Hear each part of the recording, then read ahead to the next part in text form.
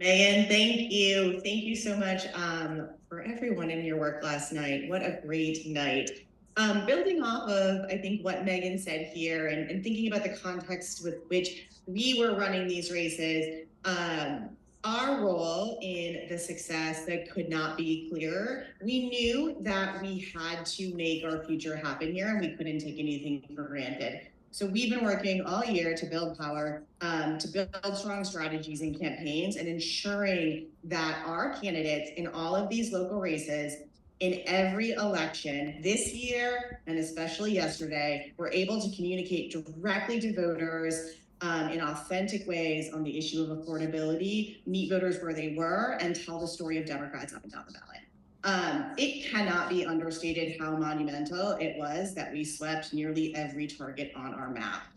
We created historic majorities in both Virginia and New Jersey. And I think without question, last night reaffirmed that voters both rebuke GOP extremism and also see Democrats as the path forward around affordability and real authentic connection.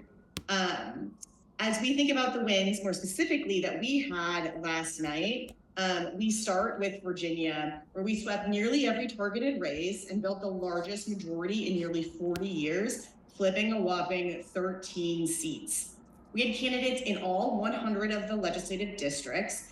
And as Megan mentioned, we saw a Democratic shift in almost every one of those counties. These Democratic legislators who were running for office were in these communities talking authentically to voters about the affordability crisis, about the path forward, about how these Republican bills were harming their communities, and putting a real face and a name to the community impact. We still have results to dig into, but we know we overperformed 2024, and that in that context, Harris had won 59 of the 100 districts, Senator Tim Kaine had won 62, and we have at least 64 seats. We are also really excited to have delivered a trifecta to the state of Virginia and to Governor-elect Spanberger, and we are really excited about the future of the Commonwealth. In New Jersey, another supermajority was created. We flipped at least 3 seats. We have not seen this level of success in New Jersey in decades. And like Virginia, we've delivered a trifecta and a really strong governing majority for the legislature and Governor-elect Sherrill. And we are confident that they are going to deliver on the issues of affordability for New Jerseyans. In Mississippi, we won 2 seats on the new maps in the Senate and broke the Republican supermajority. This matters because Mississippi illustrates the path forward for building Democratic power. It wasn't that long ago that Democrats were sitting in the near super minority in Virginia, and it was less than a decade ago. And now we sit at 64 of 100 seats. The path back to building Democratic power runs through these state legislatures and being able to recognize this meaningful and incremental power, and we're demonstrating that here in Mississippi. In Minnesota, there were special elections that ensured that we preserved this Senate majority, which is really important. It's a 1-seat majority. This matters on the path to 2026. Securing that majority, putting them in a fighting position for the midterms was critical.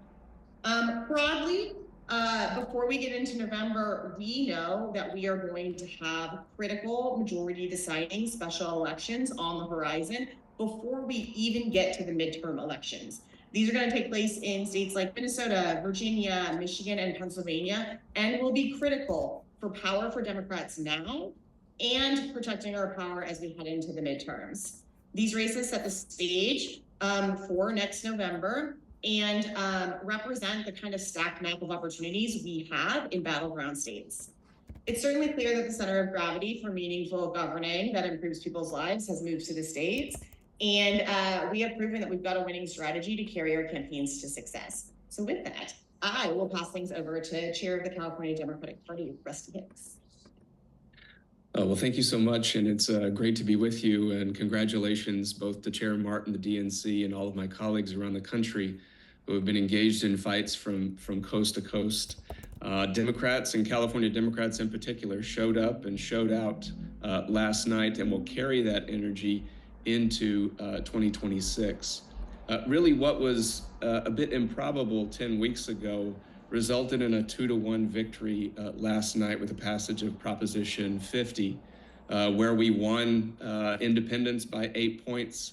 Overwhelming turnout amongst young voters who I think were in line up until 11 and 12 midnight last night, which is not what you typically see in an off-cycle election like this. But collectively, the campaign came together and showed the power of a simple measure with a simple message, long-term investments in on-the-ground organizing and the power of hard work. Collectively, there were more than 68,000 volunteers that engaged in the campaign.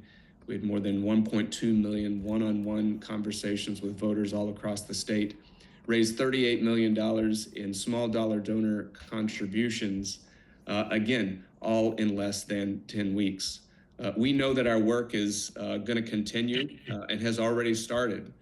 We've now got to get about the work of winning at least 48 congressional seats, retaking the House of Representatives, and cutting Donald Trump's term in half, ensuring that he is the lamest of lame ducks in our nation's history. And that's exactly what we plan to do. And with that, I want to turn it over to my colleague in Pennsylvania, Chair Eugene De Pasquale. Eugene? Yeah, thank you, Mr. Chairman. Congratulations to DNC Chair Ken Martin and to the DGA and DLCC and to all the other party chairs across the country. Great job. In Pennsylvania, look, we had a little bit of an interesting situation because we had not only did we have a host of local elections all over the state, but we had a state Supreme Court retention vote for 3 of our justices. And it is very clear if you look at the results of Pennsylvania voters across the state, literally in every single nook and cranny of our state, rejected the chaos, extremism, divisiveness of Donald Trump yesterday. That is certainly something that happened, but we also defeated a MAGA billionaire named Jeff Yass. Our Pennsylvania Supreme Court retention races prior to this cycle had always been very nonpartisan affairs, but MAGA billionaire Jeff Yass, who owns TikTok, decided to start this fight early. And we as Democrats did not just stand by and take it.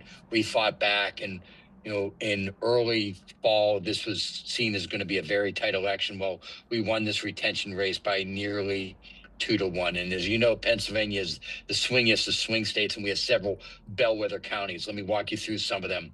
Bucks County, we defeated an incumbent district attorney by nearly 10 points. A pro-Trump, pro-ICE sheriff who even went behind the back of a Republican county commissioner in Bucks County was defeated by a Democrat by nearly 10 points. Again, Trump won Bucks County.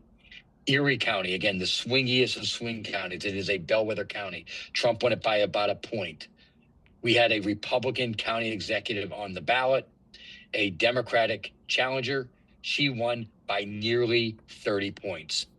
And to give you, again, the breadth of this defeat that happened at the local level, Dauphin County, where the incumbent district attorney, Republican, was running for a county judge seat, we beat that guy by nearly 10,000 votes, electing the first ever Black woman to the bench in the history of Dauphin County. We won row office races for those are sort of these like judicial type administrative offices. We won for the first time in nearly 40 years in Cumberland County and won a Democratic bench seat. In Clearfield County, a county Trump won by about 72 points. The incumbent district attorney was defeated by a Democrat for a county judge position there. We won borough offices in Clarion County and Allegheny County, where Pittsburgh is. There were about 1,000 local elections, about 1,000. The Republicans won a total of 11, not 11%, 11 total election wins out of about 1,000 in Allegheny County. And we had historic sweeps even winning back some, in Luzerne County, which had been Democratic. Trump pulled it back. We won control of the county council for the first time ever. So it was a great night for Pennsylvania Democrats. We defeated the extremism and chaos of Donald Trump. We ran on Pennsylvania solutions to Pennsylvania problems and defeated MAGA billionaire Jeff Yass. And with that, I think turn it back over and happy to answer, obviously, any questions. Thank you. Thank you, Chairman, and thank you to Megan. Thank you, Heather. And let me just add one final point before we open it up. What you heard from all of our speakers today is just how deep and wide this blue sweep was. Right? While there's a lot of races getting attention here on the news, this was complete dominance by the Democrats throughout the country last evening. Up and down the ballot throughout the country, from red states to purple states to blue states, we saw huge victories. And so, I heard Donald Trump say today that, or J.D. Vance say today that, they only won in blue states. Well, that's bullshit. We won all over the country in red counties and purple counties and in blue counties. The reality is this was a huge rejection of the Trump extremism and an embrace of the hopeful, positive message that Democrats are offering up to the American people, one that's focused on their concerns, focused on an economic agenda that gives them a sense that their lives are going to be better with Democrats in control. That's a real story of this. And one last proof point I want to share on this, and Heather knows this from the DLCC. Of the 13 legislative seats we won last night in Virginia, 7 of those 13 seats were held by the Republicans for the last 40 years. Again, it just shows you how deep these wins were. And with that, Obi, back to you. Yeah, thank you, Chair. We'll now get to the question and answer section. Again, to ask a question, drop it into the chat box. We already have quite a few questions coming in already. We're going to get to as many of these as we can.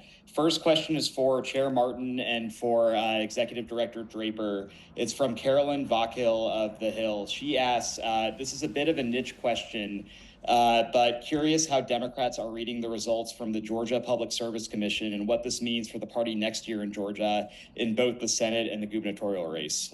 Chair Martin, do you want to take it away? Well, we feel very bullish there. Those 2 races, of course, are historic. The first time, as I said, in 20 years that 2 non-federal statewide races have been elected by Democrats. One being the first Black woman to be elected statewide in Georgia history, which is historic in and of itself. But the reality is what it shows is that we have great opportunities to win both that governor's seat and re-elect, of course, Senator Jon Ossoff next year. There's great momentum, and we've seen this for several cycles now. There's great momentum in Georgia for the Democratic Party, and especially after last night, we can spring out of these 2 races into 26 with some real hope and opportunity there. Megan?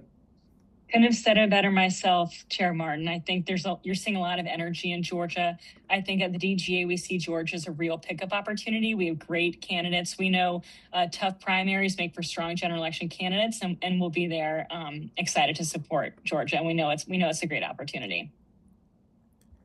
Great. Next question is from John White.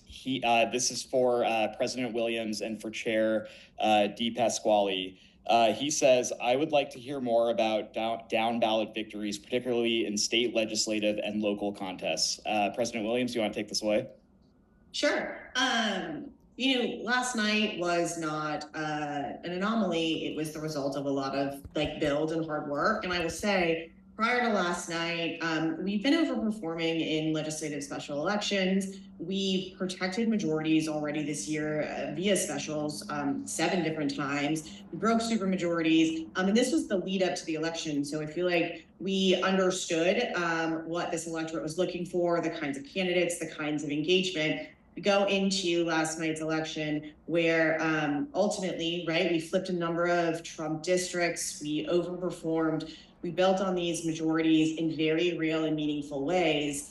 And I just want to challenge one notion that Virginia is a perfectly blue state. The legislature has changed control, so is the governor's mansion, right? Multiple times over the last few years. This has not been a state that is deep blue. And so these wins and this progress, both seeing at the statewide level and the gubernatorial race alongside our legislative races, signals something bigger than just another blue state that has blue wins. We know that we are going to have more of these competitive races, again, in red, blue, and purple districts. And I think the art of our ballot level and our candidates is really being able to break down the national narratives and both our proactive affordability message and also the harm Republicans are doing into community-based conversation that really highlights the impact that we can have on a community proactively and the harm that Republicans are doing. So lots more to come for us. We've got a lot of elections coming up. We like to say at our office, if it's a Tuesday, it's an election day. So more to follow from us. So Great. I think the best news for Democrats of the day, beyond all these wins, is J.D. Vance saying that, oh, this is just some wins in deep blue areas. So if that's the case, then why did Democrats? Donald Trump won Pennsylvania by about 1.8 points. Our statewide judicial elections, so not the retention, the statewide judicial for Superior Commonwealth Court, we won those by 10 points. So that is a huge flip. So if they're going to think that this is, just some anomaly in deep blue areas, let them keep thinking that. Now, on below the surface in these local elections, we swept the Clarion Borough Council. That is in deep Trump area. We won all 5 seats on the Meadville City Council, again, Trump area. So this was happening all over Pennsylvania. Luzerne County Council, we swept every single seat. This is, again, a clear indication that this thing was much deeper than sort of overperforming in Pittsburgh or Philadelphia. We even, and I have a special place in my heart for the Dallastown School District because I used to coach football in the Dallastown School District. That's Dallastown, which is suburban, exurban, rural York County. I used to be a high school football coach there. We've never had a school board member there for like 20 years. We won the majority of the Dallastown School District. We defeated the Moms for Liberty in Cumberland County. We swept school districts throughout Allegheny County. Again, these are places that in some of these areas where we've never even run candidates, let alone be competitive. And then we swept all of them. So this was much deeper than just winning in deep blue areas of Pennsylvania. This was extensive, deep. And if J.D. Vance thinks Clearfield County is deep in blue, then maybe he needs to get out of the house a little more. Well, let me add a couple more proof points as well. We mentioned the Mississippi seats, of course. What was historic about those 2 pickups is that we broke the Republican supermajority down there, right? Really critical. As you heard Chairman DePasquale say, we won a number of school board races throughout the country in historically red and purple areas. And the other point on this is I want to remind you, before election night, this Tuesday, we had elections throughout the country. Let me remind you what happened in Pennsylvania earlier this year. Now Senator James Malone flipped a plus 20% Trump district that had last time they elected a Democrat to office was the 1880s, right? And we won that seat. I'll remind you of Caitlin Dray in Iowa, who flipped that seat to help us win another seat and pick up a seat in the Iowa House. I'll remind you of what happened in Omaha, Nebraska, right? Where we defeated the longest serving Republican mayor in the country and elected Omaha's first black mayor, John Ewing. There are plenty of examples of us winning throughout this year in very red and tough areas in this country. And as you've heard me say before, that historic overperformance we've seen, which has averaged about 16%, which is a record for the Democrats, that clearly continued into election night last night and resulted in huge wins up and down the ballot. Great. Chair Martin, we'll stick with you here. This is from Tamara Keith of NPR. She asks, is it your view that an affordability focus is the solution to the party's problems? Or is there more work to do to restore the trust and connection that was lost in 2024? Does affordability give Democrats a map out of the wilderness?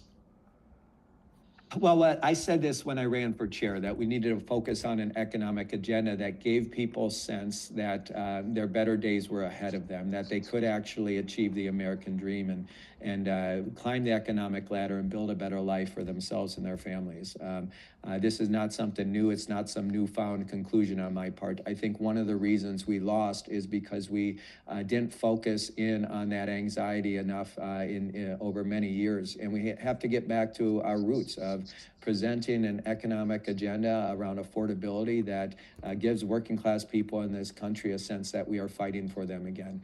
You know, and so that's certainly part of the solution here is to make sure we're focused on that. The other part is making sure that when we get elected that we deliver on that, because I think the challenge right now, of course, is that Republicans made all of these promises, Donald Trump and Republicans last year, that they were going to lower costs, they were going to build an economy that works for everyone, they were going to strengthen communities throughout this country. They haven't delivered on any of those promises. And so what you're seeing is people who are quite frustrated right now. They just want a shot. They want an opportunity to get ahead. And right now they're banking on Democrats giving them that opportunity. I believe the more we stay focused on that, the more we can bring people into the conversation. I mean, think about this. Independent voters swung heavily our way in throughout the country in the 2 gubernatorial races, and correct me if I'm wrong, Megan, 2-1 independents broke for both Abigail Spanberger in Virginia and Mikey Sherrill in New Jersey.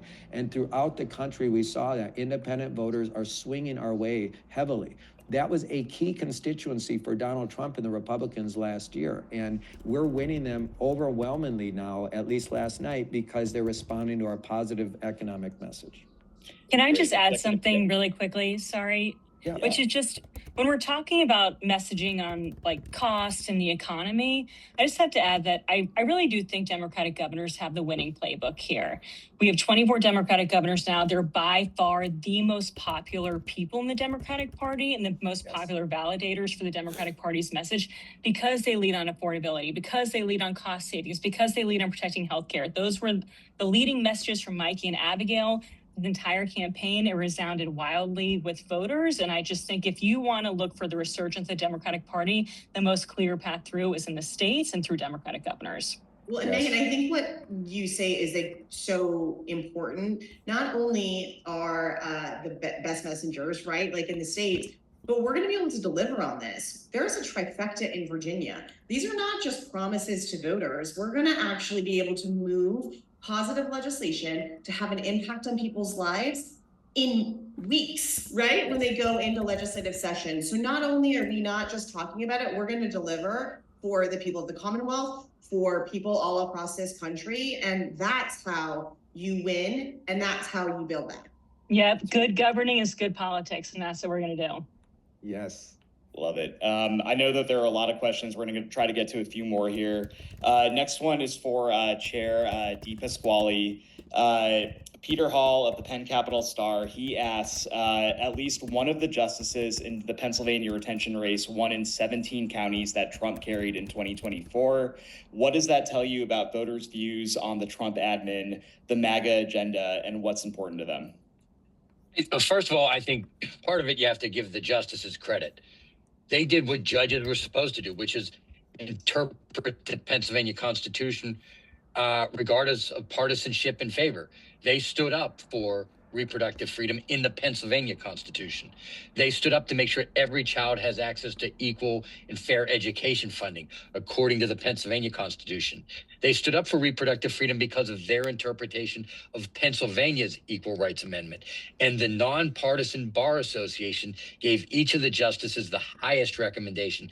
And we focused on each of those issues in the campaign, and also pointing out that this was not some organic, out of nowhere grassroots campaign to try to defeat him, that it came from a MAGA billionaire, Jeff Yass, who owns TikTok, who wanted to take over corporate control of the Pennsylvania state government. This is a guy who puts tens of millions of dollars in legislative races. I obviously know what he did against me in my attorney general race. So that is what the message we ran on. And so it tells me that even in red counties, people do not want corporate control of the courts. They want competent judges who are going to look out for our personal freedoms and who are going to stand up for the Pennsylvania Constitution and do that in a nonpartisan way. And I think that's why we made so many inroads in the judicial retention vote.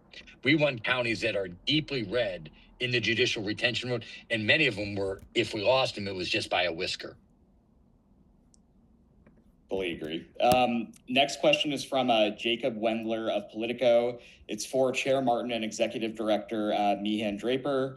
You both mentioned that Democrats overperformed with young male voters last night. What about the Democrats' message do you think resonated with young men in particular, and how do you intend to harness that momentum heading into 2026?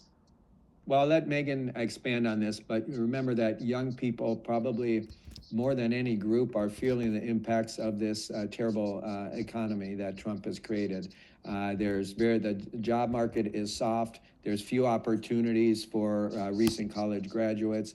Most young people who are already disillusioned about their economic future are feeling even more disillusioned now, right? There are fewer opportunities.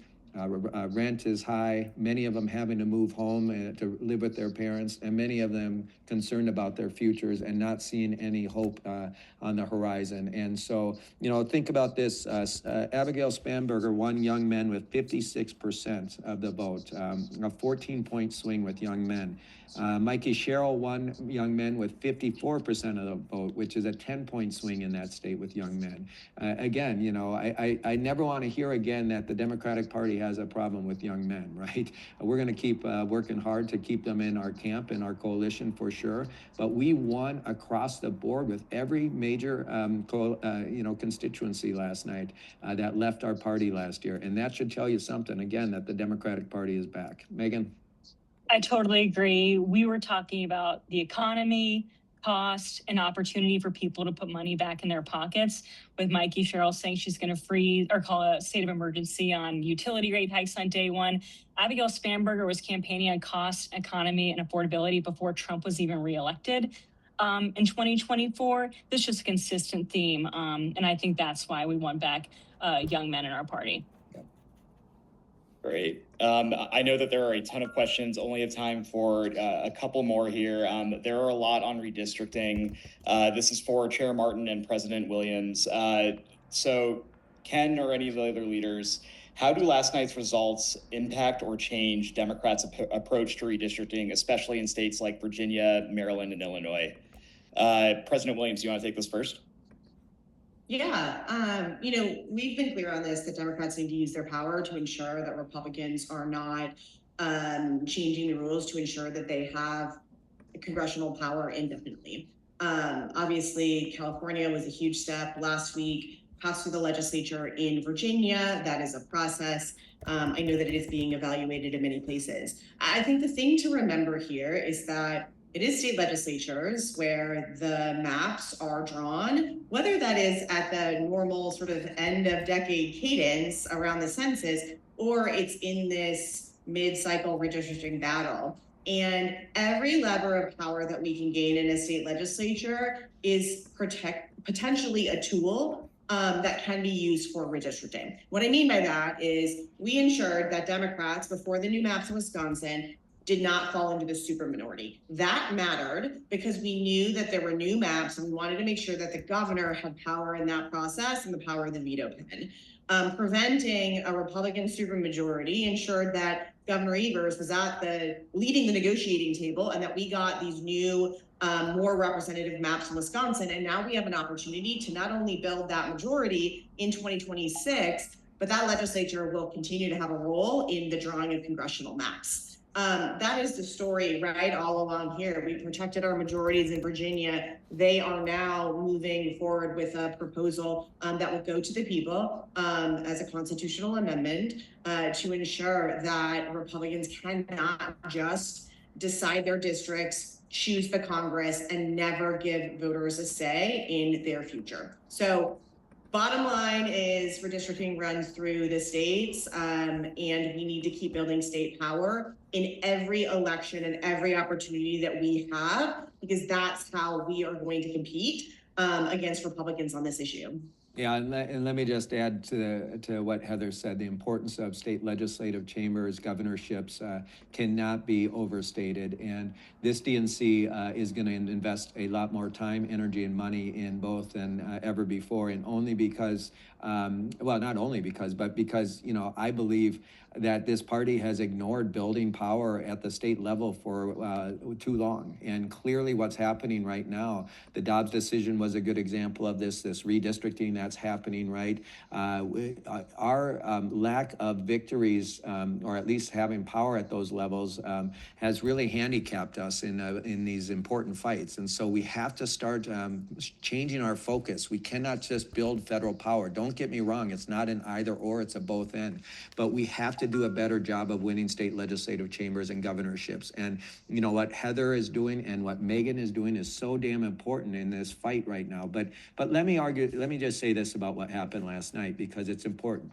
What happened in Prop 50 was the counterpunch to level the playing field.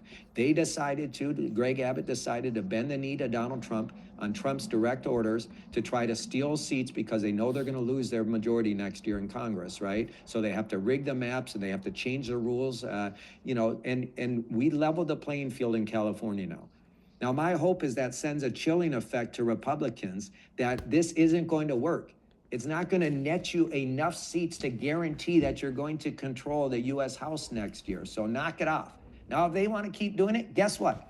This is not your grandfather's Democratic Party. We will meet you in every single state that you decide to try to steal more seats. We're going to meet you in other states. We're not going to play you know, with one hand behind our back. We're not going to roll over. We're going to meet you fire with fire. And you know what? J.D. Vance and Donald Trump are conspiring behind closed doors right now to figure out what their next move is. If this is what they do and they continue to go down this road, we're going to meet them step by step. And look, in Kansas just the other day, they said they're not going to do it. In Ohio, their attempts are not going to net them the seats that they thought. Indiana still is saying probably no, we're not going to do it. In Missouri, we've got enough signatures to put that on the ballot and defeat it in a referendum. They have not thought this through. Surprise, surprise, right? This Republican Party that, you know, has, you know, really no strategy right now. Their biggest strategy of trying to steal the 2026 election is falling apart in front of their eyes. But make no mistake about it. They want this fight. They want a showdown. We'll give it to them. Great. I know that there are a lot of questions. We are very much running out of time. Last two here. First for Chair D. Pasquale from Lindsay Weber of Morning Call. Democrats also overperformed in local elections in 2023, only for Donald Trump to be reelected and several competitive states to swing towards Republicans in 2024. Why is this election different? First of all, it was a clear rejection of his second term. So, you know, in 23, again, you can get into the semantics, but that was during the Biden administration. This was a clear rejection of the chaos and divisiveness of Trump. That's number one. Number two is this was much broader than what happened in 2023. And number three, we had a significantly higher turnout in 2025 than we did in 2023. And you look at, and the questions from the Lehigh Valley, look at the overperformance in the Lehigh County executive race, in the Northampton County executive race. So this was a much deeper and broader. But I also want to say this. Look, people that know me know we're going to, of course, get to a sports analogy. How could we do this with me and not get to a sports analogy? Just because you win once does not guarantee you win the next time. Right. We've got to make sure we are doing this work, that we are showing up everywhere, making the case. In Pennsylvania, it's Pennsylvania solutions for Pennsylvania problems. You know, this does not mean, oh, now we go to bed and everything's going to be fine in 2026. All this means is we had a historic win, and we have a lot of momentum, but we still have a lot of work to do, and we're getting to it. Perfect. Well, wait, sorry, if I could just add one thing, sorry, on that quickly in Pennsylvania, because I think this matters a lot. Despite the losses at the top of the ticket in 2024, we held a 1-seat majority in the state house. That's right. We overperformed in districts in Pennsylvania that, frankly, like we shouldn't have given the top of the ticket results. So there's a lot more going on when you get into the local level, and our success is not necessarily dictated by the success of, you know, the top of the ticket or federal Democrats. Love it. Last question, Kayla Gardner of MSNBC. Is there any polling that anyone here has seen before or after last night's election about how voters are viewing the economy under Trump, and how is that informing the party's strategy in 2026? Chair Martin, do you want to take it first, and we can Yeah, I'll just be really quick. For weeks now, every single public poll has shown that Donald Trump is underwater on almost every major issue, including the economy, right? People are rejecting his economic policies. They're rejecting this dysfunction and chaos coming out of Washington, D.C. And he's underwater on almost every major issue, from the economy to immigration to crime to, you name it. There's no issue that he's leading with the public right now, but he's taken the biggest hit on the economy. And so I haven't seen anything that suggests otherwise, both public or private polling that I've been seeing for weeks now. Megan or Heather? You got it. Awesome. All right. I know that we have a lot more questions. That's all the time we have today. To ask any of these questions for any of these speakers, feel free to email me at rahmana@dnc.org. That is RAHMANA@dnc.org. We'll get them to the respective team, that you're asking the question for. Besides that, thank you all for joining us. Hope you all have a great afternoon. It is a new day. Thank you. Thanks, Thanks. guys. Thanks, Democrats everyone. are back. Record.